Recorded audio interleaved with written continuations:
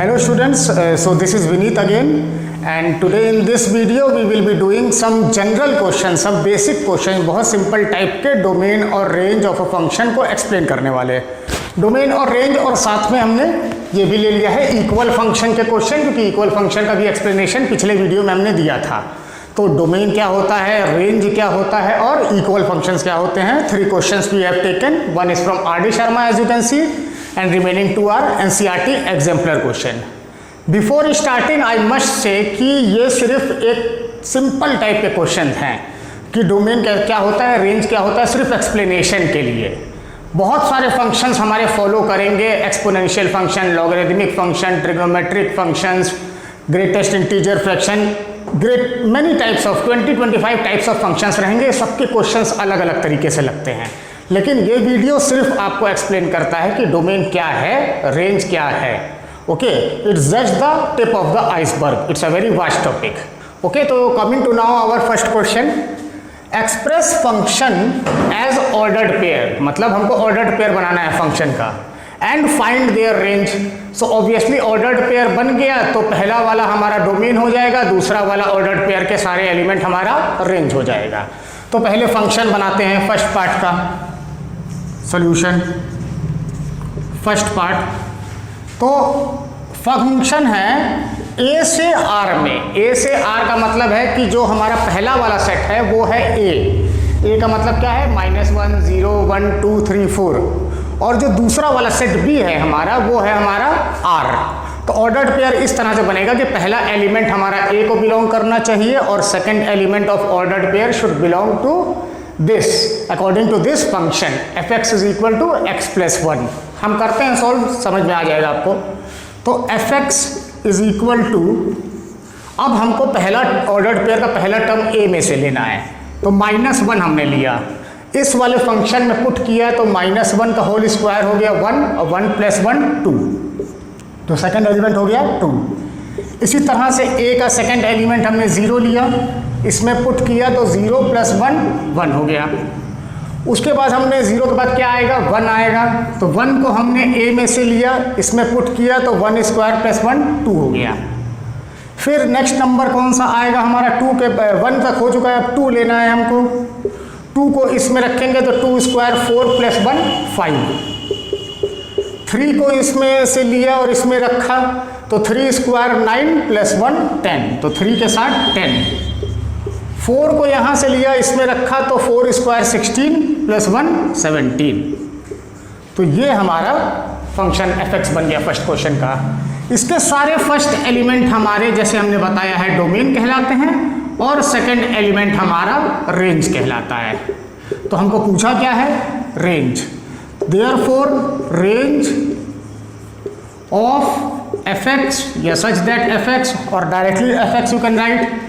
तो कौन कौन से नंबर आ रहे हैं, अगर इसको हम लोग अल्फ़ाबेटिकल नहीं सॉरी इंक्रीजिंग ऑर्डर में लिखें तो रेंज हमको सेकंड एलिमेंट लेना है। यहाँ 2 है, यहाँ 1 है, 2 है, 5 है, 10 है, 17 है, सबसे छोटा 1 है तो 1 ले लेते हैं, फिर 2 ले लेते हैं, फिर 2 2 बार आया है तो 2 बार हम नहीं लिखेंगे, सेट की प्रॉपर्टी होती है। 5 से पहले 3 लिख ले, हाँ 5 हो गया, 1 2 5 10 और 17, ये 5 एलिमेंट हमारे रेंज हो गए इस फंक्शन के, ठीक है।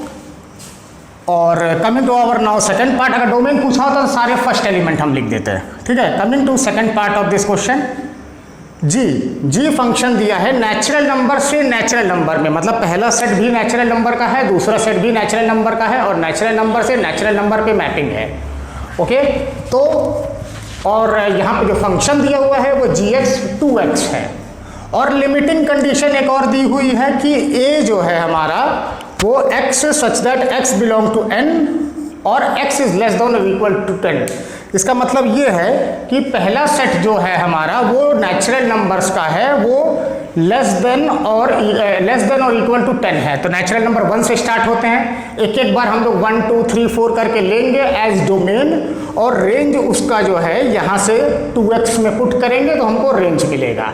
पहले फंक्शन लिख लेते हैं, gx is equal to, ordered pair बनेगा, 1 से स्टार्ट करना है because 1 is the smallest natural number, तो 1 और 2 से मल्टीप्लाई किया तो 1 2 हो गया, फिर 2 4 हो गया, फिर 3 6 हो गया, फिर 4 8 हो गया, 5 10 हो गया, 6 12 हो गया, 7 14 8 16 9 18 और 10 हमको लेना है यहाँ पे क्योंकि दिया हुआ है लेस देन और इक्वल टू, तो 10 और 20 ये हमारा फंक्शन gx हो गया।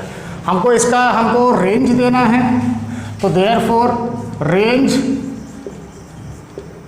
Of gx is equal to सारे दूसरे नंबर, मतलब सारे ऑर्डर पेयर का दूसरा एलिमेंट 2 4 6 8 10 12 14 16 18 और 20। So this is your solution for first question. Okay, ये सिंपल डोमेन और रेंज फाइंड करने का क्वेश्चन था। आते हैं सेकंड क्वेश्चन पे, जो कि है हमारे एक एनसीईआरटी एग्जाम्पलर क्वेश्चन भी। ध्यान से सुनिएगा। Find domain for which fx is equal to 2x minus 1, gx is equal to 1 minus 3x। दो फंक्शन हमको दिए हैं, fx इतना है, gx इतना है, और हमको डोमेन पूछा है for which they are equal. Okay, so if in my previous video if you have watched it, हमने बोला था कि कहीं पे भी आपको x दिखे तो उसका मतलब डोमेन होता है, कहीं पे भी आपको fx दिखे या y दिखे तो उसका मतलब हमारा रेंज होता है। तो रेंज तो अभी छोड़ दिए, इस क्वेश्चन में हमको डोमेन की ज़रूरत है। दोनों फंक्शन किस डोमेन के लिए इक्वल है, हिंदी में ये पूछा है कि दोनों फंक्शन किस डोमेन के लिए इक्वल है। तो वेरी सिंपल है, हमको fx और gx को इक्वल टू पुट करेंगे, x की वैल्यू फाइंड करेंगे और वही x की वैल्यू ही डोमेन होती है। डोमेन क्या होता है, x की वैल्यू जो होती है फंक्शन में वो डोमेन होता है। यहाँ पे x जो ये है वो इसका डोमेन है, यहाँ पे x जो है वो इसका डोमेन है, और दोनों फंक्शन इक्वल हैं तो हमको दोनों फंक्शन को इक्वल पुट करना पड़ेगा। See how, since fx is equal to gx, this implies 2x square minus 1 is equal to 1 minus 3x। सबको हम लेफ्ट हैंड साइड पे ले आएंगे, ये एक हमारा क्वाड्रेटिक इक्वेशन बन जाएगा। 2x स्क्वायर प्लस 3x हो गया और ये माइनस प्लस 1 इधर आया माइनस 1, तो minus 2 is equal to 0।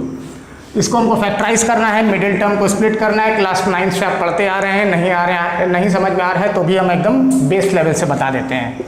Product इसका होना चाहिए मिडिल टर्म के स्प्लिट करने पे -4, सम होना चाहिए 3। तो कौन से दो नंबर ऐसे हम सोच सकते हैं, 4 और 1, 4 के बराबर होता है, सम पॉजिटिव में आ रहा है तो 4 और -1 ले लिया। ओके, तो मिडिल टर्म स्प्लिट होगा 2x square plus 4x minus x minus 2 is equal to 0।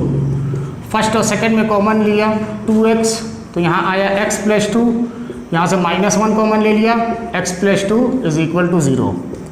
एक ब्रैकेट में आ गया 2x माइनस 1, दूसरे ब्रैकेट में आ गया x plus 2 is equal to 0। ठीक है, तो एक बार हम 2x minus 1 is equal to 0 put करेंगे तो आएगा 2x is equal to 1, this implies x is equal to 1/2। एक डोमेन हमको मिल गया, x is equal to half पे दोनों फंक्शन हमारे बराबर हैं। ठीक है, दूसरी बार x plus 2 is equal to 0 put करेंगे तो x की वैल्यू आ गई -2। तो ये सिर्फ दो डोमेन हैं, एक x is equal to half और एक x इज इक्वल टू -2, जिसके लिए ये fx और ये gx दोनों हमारे इक्वल आ रहे हैं। So this is your solution for this question. Coming to our last question, this is also an NCERT exemplar question, you have to think nicely. See, यहाँ पे हमने कुछ हिंट के लिए आपको दे दिया है कि देखिए पहला वाला टर्म हमारा डोमेन होता है, दूसरा वाला टर्म हमारा रेंज होता है। बस हमने ये एक्सप्लेन करने के लिए पहले से लिख दिया क्वेश्चन में। ठीक है, क्वेश्चन एक बार हम लोग देख लेते हैं क्या है। इज, एक हमको फंक्शन दिया हुआ है, फंक्शन दिया नहीं है, एक हमको रिलेशन दिया है, वो पूछा है फंक्शन है कि नहीं। Is g is equal to 1 1 2 3 3 5 4 7 आ फंक्शन। पहली पार्ट तो ये बोला है कि दोनों फंक्शन है क्या। उसके बाद बोला है कि अगर gx जो है उसका एक जनरल फॉर्म दे दिया है अल्फा x प्लस बीटा, तो what are values of alpha and beta. तो चलिए उस पर बाद में आएंगे, पहले तो ये देखें कि ये फंक्शन है क्या। अगर आपको सेट से नहीं समझ में आ रहा है, ऑर्डर्ड पेयर से नहीं समझ में आ रहा है, तो एक रफ मैपिंग बना के देख लीजिए। ये मान लो A सेट है, ये मान लो B सेट है, 1 2 3 और 4 है सारा पहला एलिमेंट डोमेन का, और 1 3 5 और 7 है हमारा सारा रेंज सेट बी में। इसकी मैपिंग कैसे है, 1 का 1 के साथ है, 2 का 3 के साथ है, 3 का 5 के साथ है, 4 का 7 के साथ है। तो फंक्शन होने के दो क्राइटेरिया क्या हैं?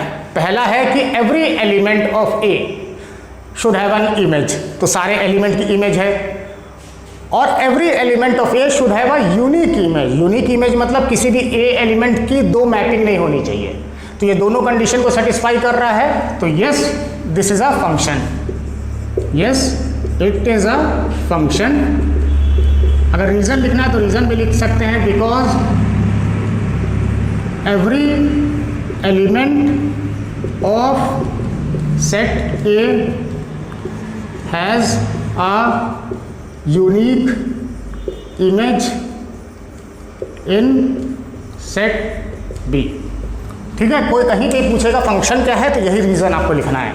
फंक्शन है क्या, या function is it a function, reason, तो ये रीजन है। Now coming to our second part of the question, is G x is equal to alpha x plus beta. ये हमको एक जनरल फॉर्म दे दिया है, जैसा आप क्वाड्रेटिक इक्वेशन का जनरल फॉर्म जानते हैं, a x square plus b x plus c. ठीक है, उसी तरह इस फंक्शन का, वो क्वाड्रेटिक फंक्शन नहीं, अगर क्वाड्रेटिक होता तो वो हमने एग्जाम्पल दिया है। इस फंक्शन का जनरल फॉर्म है अल्फा एक्स प्लस बीटा। हमको अल्फा और बीटा की वैल्यू फाइंड करनी है। अच्छा, सारा डोमेन जो होता है, हमने बताया था कि सारा डोमेन जो होता है वो x की वैल्यू होती है। ठीक है, और सारा रेंज जो होता है वो हमारा y की वैल्यू होती है या फंक्शन की वैल्यू होती है। यानी कि ऑर्डर्ड पेयर का पहला डोमेन हो गया x की वैल्यू, ये है x की वैल्यू, और दूसरा एलिमेंट जो है वो फंक्शन की वैल्यू है जो रेंज होता है। ठीक है, तो हम लोग एक एक करके इन ऑर्डर्ड पेयर को बस इस general form of this function में रख देंगे, तो अल्फा और बीटा की वैल्यू हमको मिल जाएगी। मतलब पहला केस देखो, 1 1 को अगर इसमें पुट करें, 1 जो है x के जगह पे रखना है, और 1 जो है हमारा gx के जगह पे भी रखना है। तो 1 1 इम्प्लाइज, या 1 1 से हमको क्या मिला, gx में gx की वैल्यू 1 है क्योंकि सेकंड रेंज 1 है। This is equal to alpha, तो ऐसे ही रहेगा, और x के जगह पे भी 1 है, तो अल्फा प्लस बीटा, ये हमको फर्स्ट इक्वेशन मिल गया। इसी तरह से हम सेकंड वाले को भी इसमें रख दें। पहला वाला एलिमेंट डोमेन को x में रखना है, दूसरा वाला एलिमेंट रेंज को हमको LHS यानी कि फंक्शन में रखना है।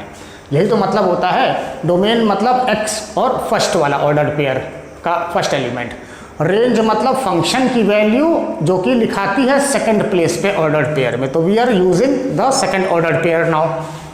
2 3 इम्प्लाई gx के जगह पे रेंज रखना है यानी 3 इज इक्वल टू अल्फा, उसके बाद x है तो 2 रखना है x के जगह पे, तो अल्फा इंटू 2 हो जाएगा 2 अल्फा प्लस बीटा, तो ऐसे ही रहेगा।